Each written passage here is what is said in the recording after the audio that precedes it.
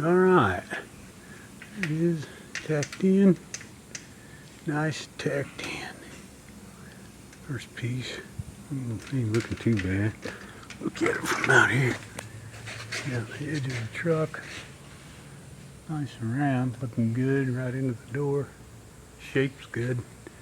Just stretch that roof just a little, but like I said, it's cooperating. So,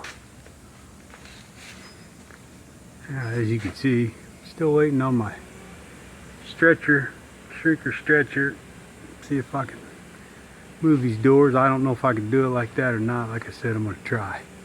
Never tried that before, but we'll see what it does. If not, I got other ways of doing it. So I gotta wait till I do that before I start putting these other pieces in.